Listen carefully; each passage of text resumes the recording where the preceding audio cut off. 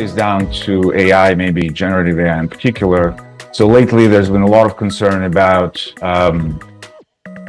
what will the impact of generative AI be on knowledge work, key roles in knowledge work, business functions that are primarily based on knowledge work.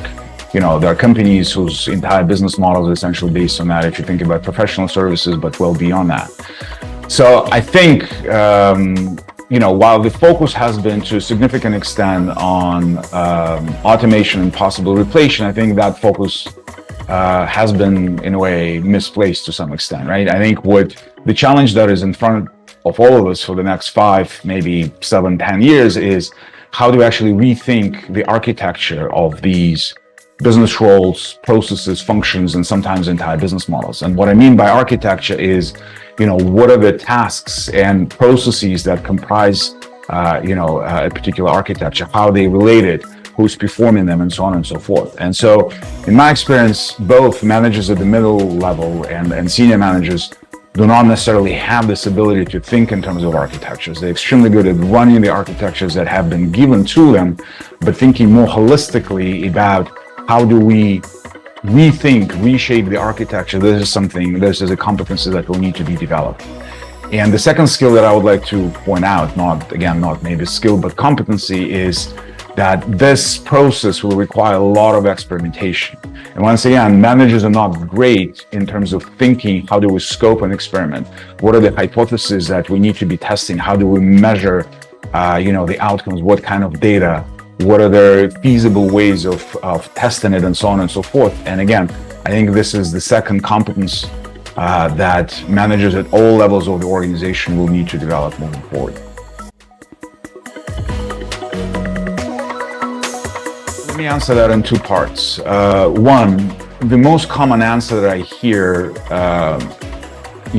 in conversations with executives, senior executives in particular, comes down to upskilling, right? And so the idea is that as we automate certain roles, then we have to retrain our people to take on other roles. The problem with that is that no one really knows upskill to what.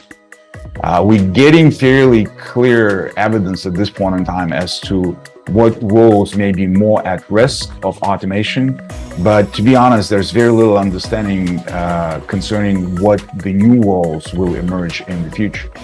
And so to address this, I think what needs to happen is, let me call it a kind of a T-shaped approach to how we respond to AI, right?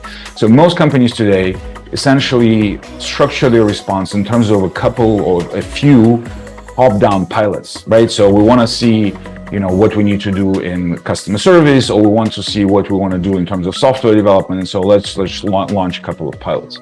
This is important, but this is not really sufficient. And so this needs to be complemented with very broad bottom-up effort, where we're going to give access to our knowledge workers in key roles, in key affected roles, access to some of the frontier AI tools.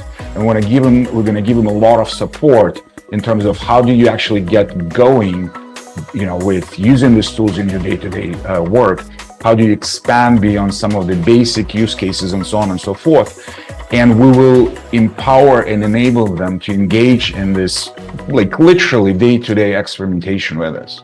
On top of this, we need to make sure that the new practices that they discover, they diffuse widely throughout the organization, so that they can learn from each other, and then the organization can actually learn from their experimentation and perhaps convert some of their key ideas into new pilots. And so this combination of top-down, few pilots, dedicated budget, dedicated teams, but then very broad bottom-up level effort, right, with everyday experimentation, this is what is really needed to discover what those future, job architectures will be, and also understand, if we want to upskill our people, what do we upskill them to?